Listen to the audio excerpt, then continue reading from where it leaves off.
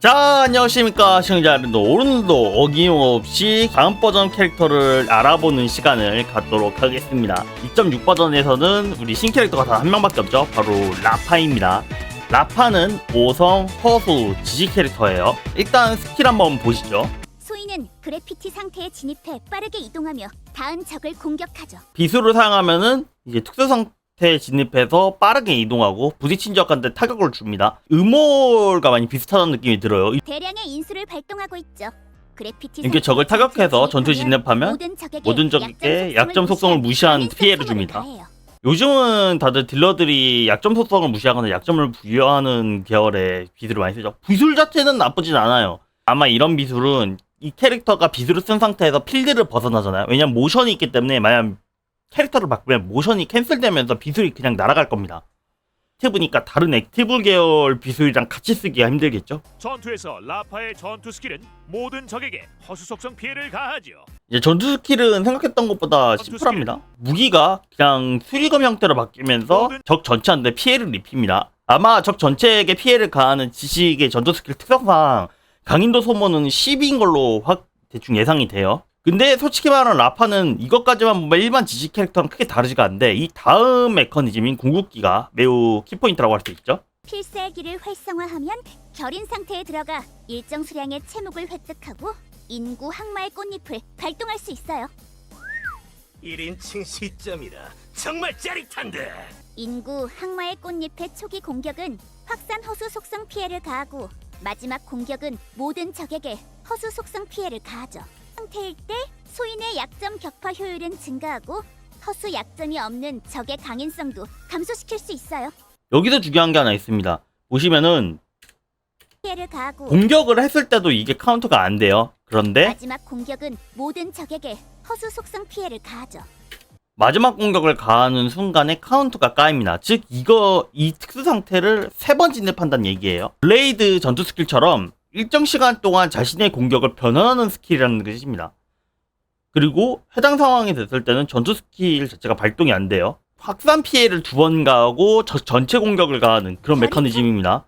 그렇기 때문에 일반적인 지식 딜러라기보다는 거의 파멸 딜러에 가깝죠. 일반적으로 전체 스킬의 단점이 다른 기술에 비해서 데미지가 많이 약하다는 게 단점이에요. 다수인 적한테는 유리하지만 적이 적을수록 불리해지거든요.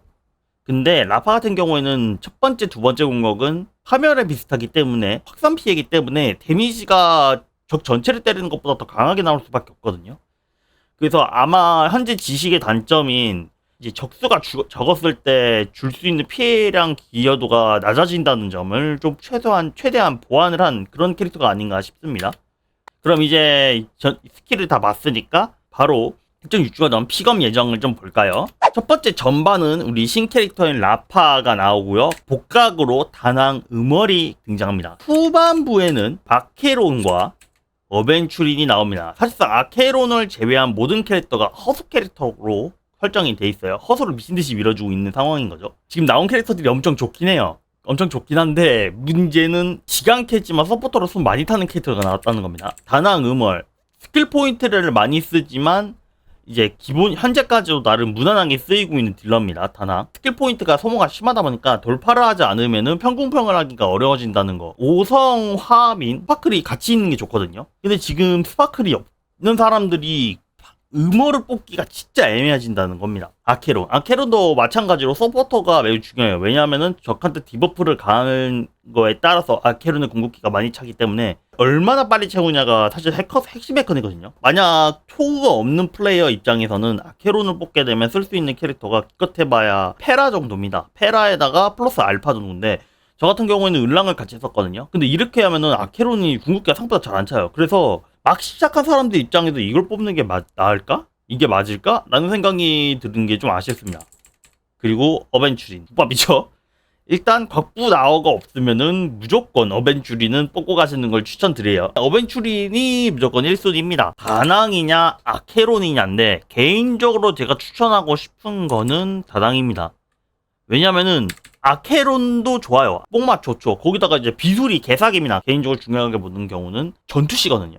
스토리를 밀다 보면 노루라던가 늘 언급되고 있는구만. 노루라던가 그런 네임드급 애들에게 부딪히면 갑자기 스토리가 맡기시는 분들이 많아요. 그런 분들에게 있어서 아케론을 쓰는 거는 좀 힘듭니다. 왜냐면 아케론 쓰려면 공허 팟을 같이 쳐야 되는데 공허가 부족한 사람 유저 입장에서는 엄청나게 힘듭니다. 그러니까 5성 공허가 없으면 생각보다 힘들거든요. 그나마 이 음월 같은 경우에는 음월이 딜하고 나머지 서포터나 탱커들은 그냥 음월 스포나 미친듯이 벌어주는 메타. 아케론은 제대로 된 파티 못 맞추면은 아케론을 뽕맛에 뽑기가 힘들어요. 물론 어디까지 이건 제 기준이긴 합니다만. 그리고 오늘은 신캐릭터가 나와서 라파 얘기밖에 없기 때문에 내용이 좀 짧았죠. 그래서 이번에는 조금 새로운 이야기를 한번 해보겠습니다. 자, 이렇게 망기인 보시는 분들은 많이 누군가를 닮았다는 걸 아실 겁니다. 네, 바로 반대편에 우리 정훈이의 모습이 보이죠.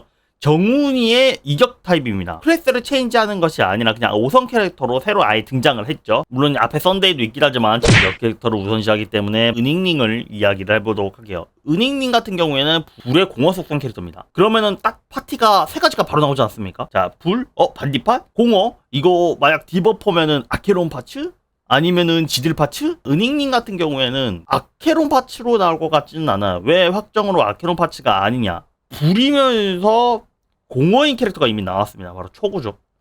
초구가 나온 지 얼마나 됐는데 바로 아케론 파츠를 그것도 같은 속성으로 준다? 이거는 좀 이해가 안 된다고 생각해요, 저는.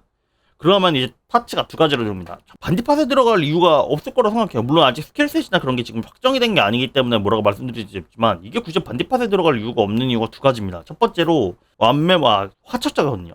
일단 완매부터 볼게요. 완매 같은 경우에는 이제 아군의 적 강인도가 소모량을 증가시켜줍니다. 알다시피 우리 격파 캐릭터들은 강인도로 소모시키지 못하면 데미지가 약해요. 완매가 격파 그거를 50% 증가시켜준다는 게 엄청나게 꿀이에요. 그리고 궁극기 효과. 적이 그로기 상태일 때 회복하는 걸 한 번 무효로 해주는데 사실상 격파 팟은 두 가지밖에 없습니다. 강인도를 소모하는 페이지가 있고 극딜 넣는 페이지가 있는데 그러니까 극딜 넣는 페이지를 좀 더 늘려주는 게 완매의 장점이거든요. 두 번째로 우리 화척자를 갖고 올게요. 화척자는 아군 전체한테 버프를 주는데 그 버프가 전부 슈퍼 격파 줍니다. 이게 왜 중요하냐면은 사실상 파티원 전체가 딜러가 돼버려요.